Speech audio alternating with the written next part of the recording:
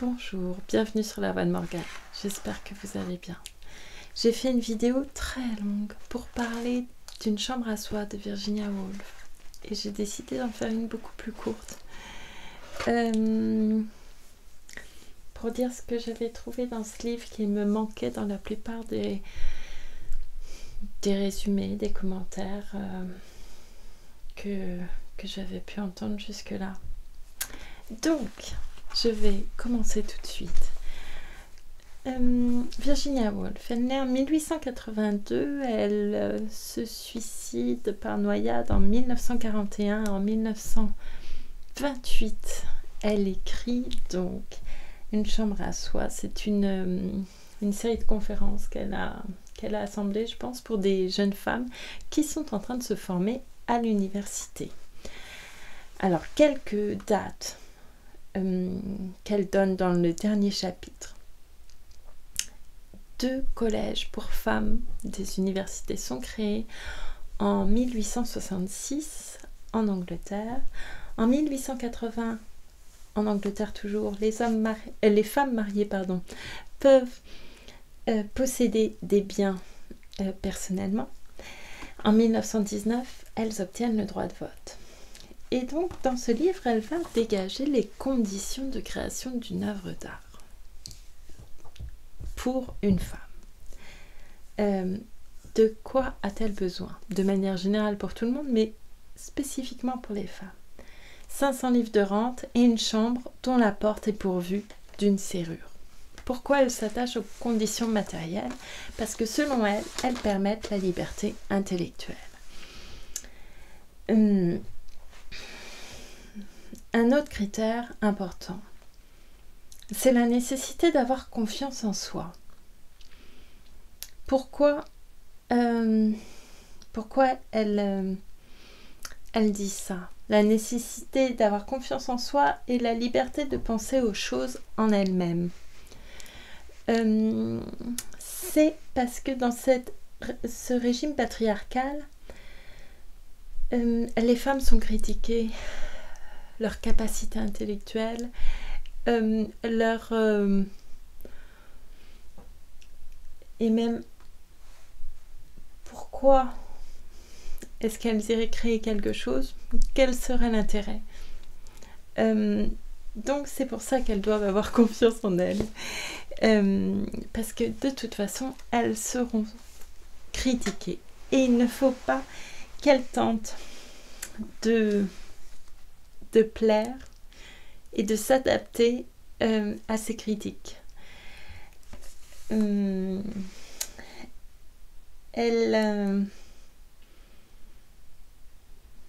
considère que ce régime patriarcal est fait non pas pour soumettre les femmes, mais pour que les hommes puissent protéger leur position supérieure. Voilà. Ensuite, elle va s'intéresser à l'époque élisabéthaine, au XVIe siècle. Et elle considère que Shakespeare est le génie le plus libre, à l'esprit le plus incandescent qu'elle puisse penser. Et elle veut savoir, est-ce que s'il avait eu une sœur qui fut dotée du même génie, elle aurait pu le développer et créer la même œuvre que celle de Shakespeare? Elle répond non. Elle se serait tuée. Alors elle dit aussi que Shakespeare ne fait pas un travail pénible parce que ça ne permet pas la création. De la même façon qu'aujourd'hui, il n'y a pas de génie qui naissent dans les classes ouvrières. Elle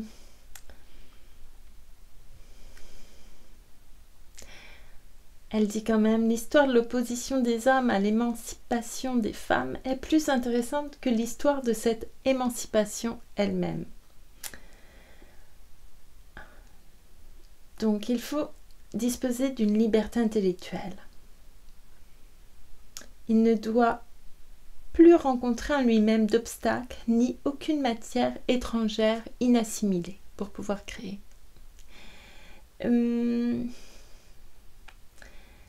une fois qu'elle s'est posé ces questions, elle va s'intéresser aux femmes qui ont écrit jusque-là et se demander pourquoi elles ne disposent pas de cette liberté intellectuelle et pourquoi leur esprit n'est pas aussi incandescent que celui de Shakespeare. Et pour elle, c'est la raison principale tient au fait qu'elles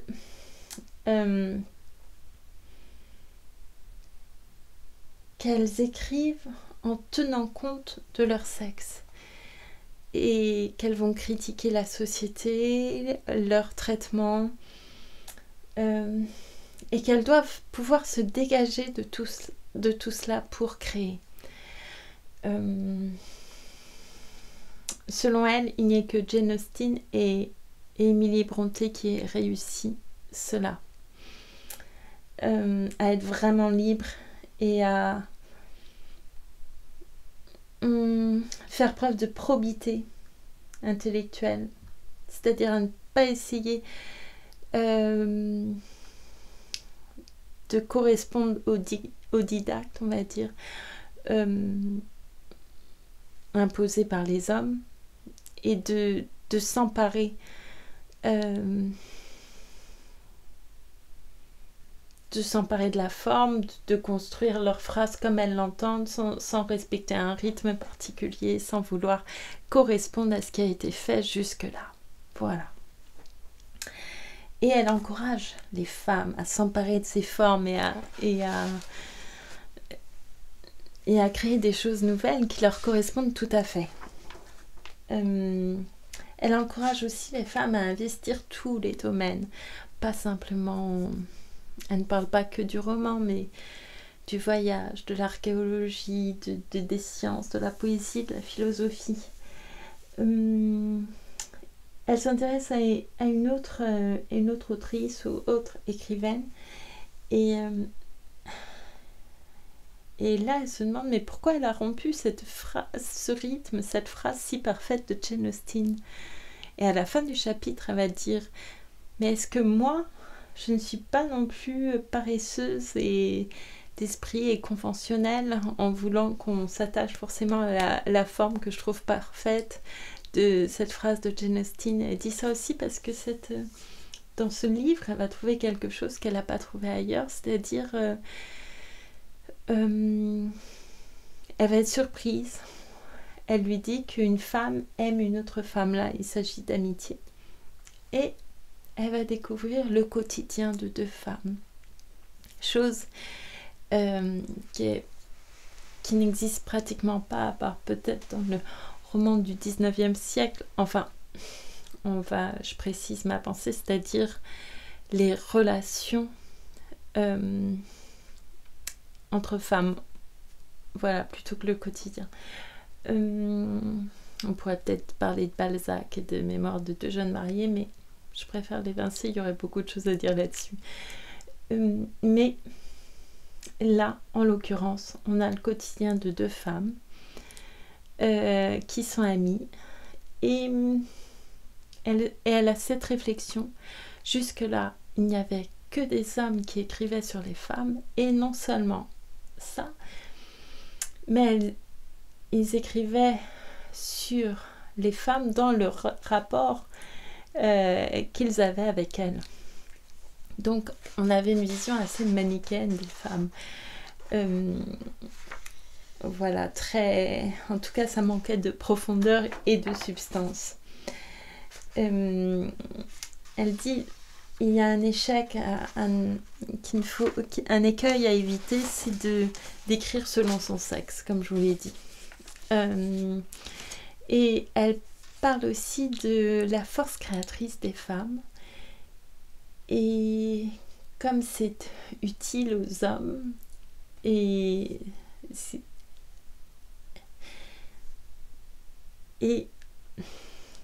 qu'ils nous utilisent cette force créatrice qui imprègne les murs des maisons ou des appartements où ces femmes ont vécu parquées pendant des milliers d'années, mais la force créatrice a explosé dans cet espace. Et eux, ils s'en imprègnent et ça les aide à créer aussi. Et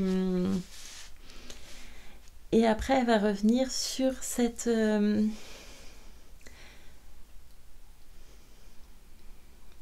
elle parle d'unité d'esprit, sur l'unité d'esprit qui est nécessaire à trouver. Et donc cet équilibre entre masculin et féminin, que finalement pour être un bon écrivain, écrivaine, auteur, autrice, il faut trouver cet équilibre. Un homme féminin, une femme masculine. Et elle... J'ai un petit extrait ou non. Je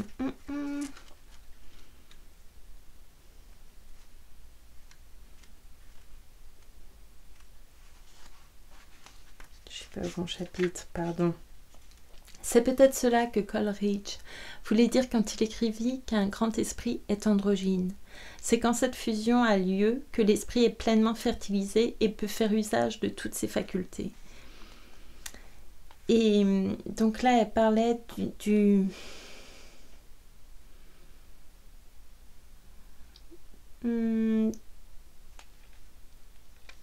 la conception du masculin et du féminin dans le spirituel en fait, et de l'union entre les deux. Voilà, et de cette harmonie.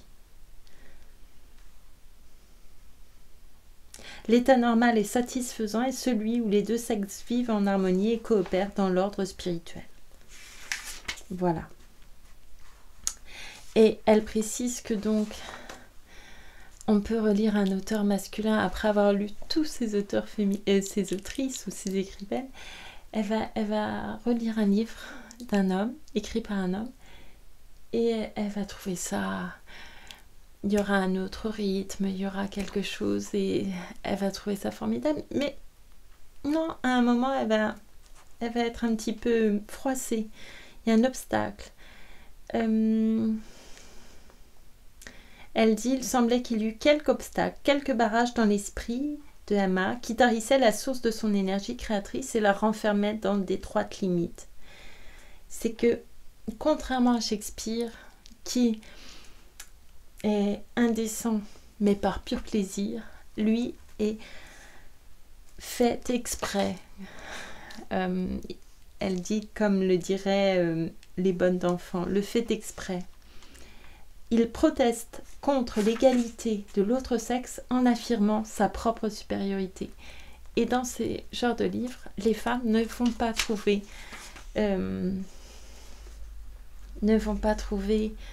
ce qu'elles cherchent, comme ça ne peut pas les inspirer pour créer en fait.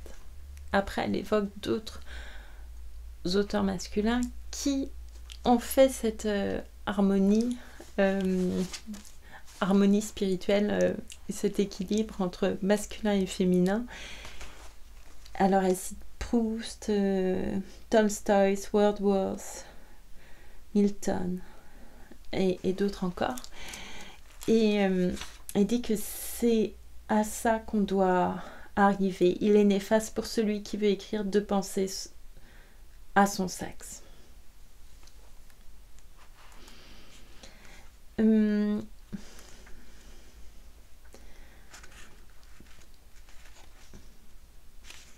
Elle fait une critique ensuite Ensuite ou avant?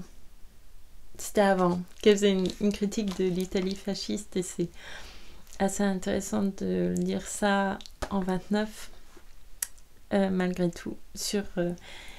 Et voulait trouver le modèle de poète qui exprime la virilité fasciste, et elle dit c'est peine perdue parce que ce sera un avorton si on ne fait pas l'alliance entre le féminin et le masculin. Ça n'a pas lieu d'être. Ce ne sera pas un poète qui sera marquant. Elle dit aussi d'ailleurs à un autre moment que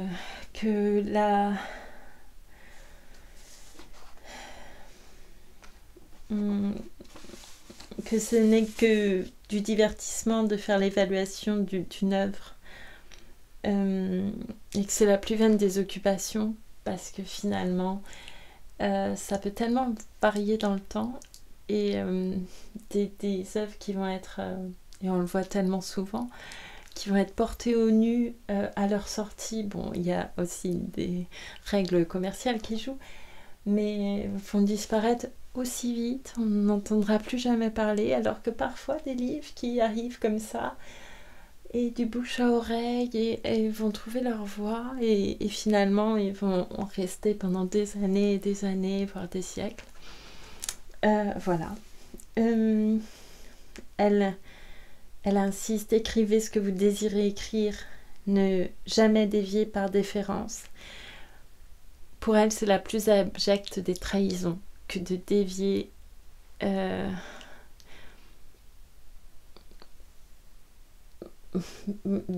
de son désir et de sa propre intelligence. Elle incite aussi, elle veut répondre à la question: alors pourquoi écrire alors que ça a l'air tellement compliqué, et oui, ça a l'air tellement compliqué, que ça demande tant d'implication. Elle dit: parce que moi j'aime lire. Elle répond d'abord égoïstement, elle aime lire, mais en plus, de manière moins égoïste, elle veut leur demander à ces jeunes femmes de vivre en présence de la réalité, une vie vivifiante, semble-t-il, que vous puissiez la communiquer ou non. Quand elle parle de ces auteurs, je vous ai dit qu'il y avait fait l'alliance entre le féminin et le masculin. Elle s'attache à la réalité, qu'ils rendent plus intense. Et voilà, cette vie qui finalement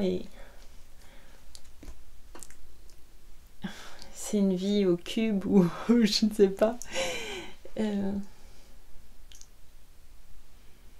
Elle prend plus d'ampleur, la vie réelle, quotidienne même. Voilà. Elle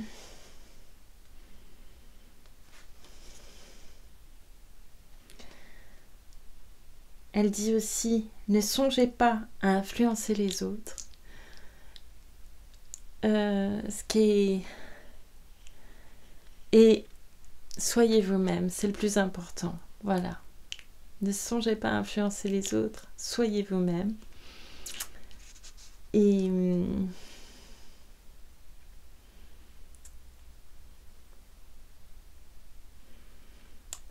elle précise encore que si l'on vous envoie à l'école, c'est en partie pour que vous oubliez ce que vous savez. En tout cas, elle le soupçonne.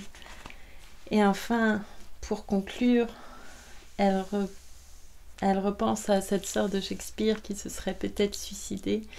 Elle dit que les génies comme ça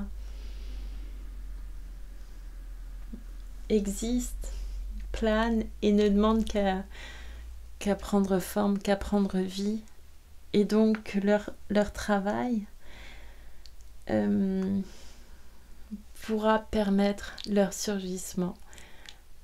Quand elle parlait des auteurs féminins, elle me disait: chaque auteur, autrice, pardon, j'ai du mal, hein, vous voyez, tout un travail, écrivaine, autrice, comme vous voulez.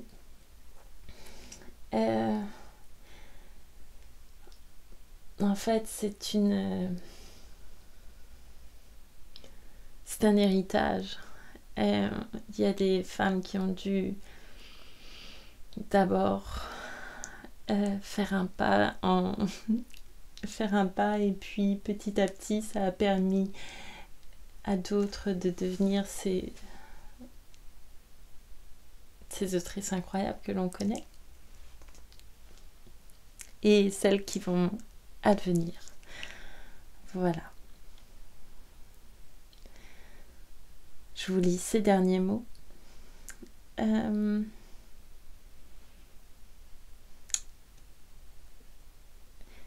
Mais il ne faut pas, car cela ne saurait être, nous attendre à sa venue sans effort, sans préparation de notre part, sans que nous soyons résolus à lui offrir, à sa nouvelle naissance, la possibilité de vivre et d'écrire. Mais je vous assure qu'elle viendrait si nous travaillions pour elle, et que travailler ainsi, même dans la pauvreté et dans l'obscurité, est chose qui vaut la peine. Et je pense que ça vaut la peine aussi. Ça vaut la peine de... Et là, je vais m'éloigner un peu de l'écriture. Mais condition à la création de l'œuvre d'art, quel que soit cet art, ça vaut la peine sans doute pour sa valeur personnelle, individuelle, pour sa vie. Je pense... et là, moi, je n'exhorterai pas que les jeunes femmes. Je m'adresserai aux femmes et aux hommes, peu importe qu'elles soient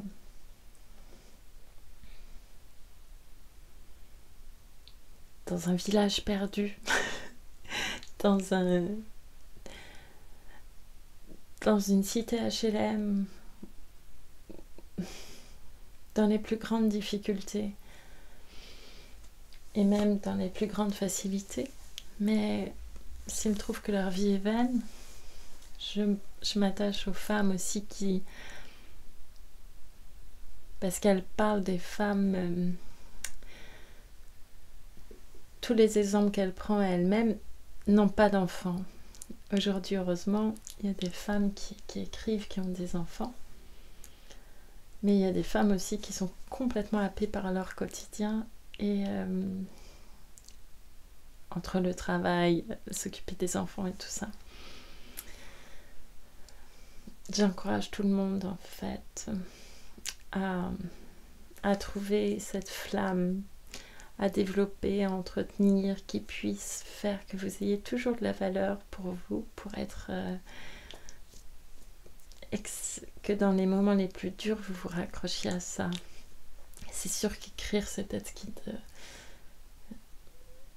Même si le papier, ça coûte quand même, mais malgré tout, c'est une des choses qui reste le moins cher, j'imagine.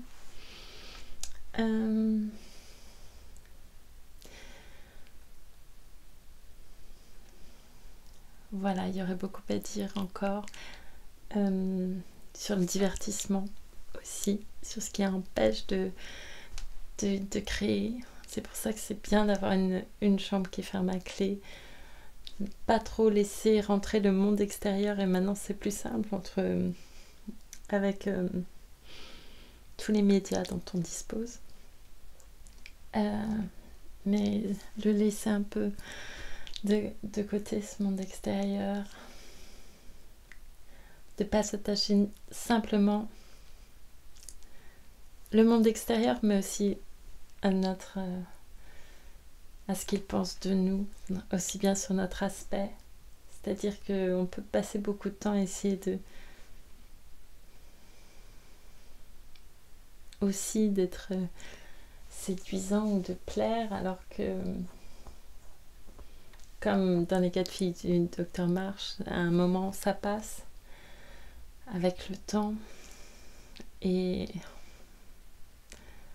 c'est bien d'avoir toujours quelque chose qui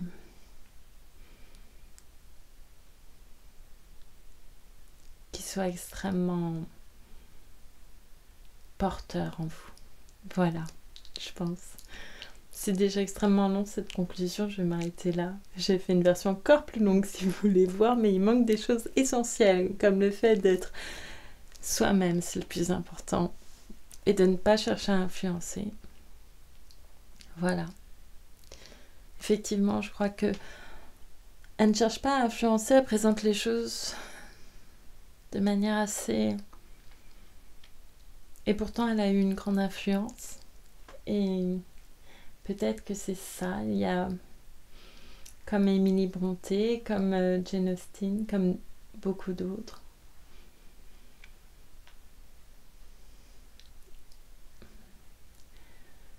faire exactement ce que l'on désire sans se préoccuper de la réception.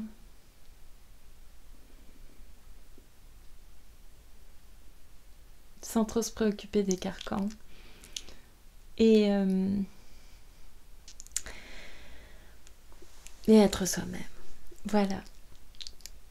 Je vous souhaite bon courage pour ce programme. Et je vous dis à très bientôt. Merci beaucoup pour votre écoute. Je ferai une autre vidéo comme ça pour Manon Lescaut, je pense. Voilà, mais pas pour toutes les lectures. Merci beaucoup. Et à bientôt.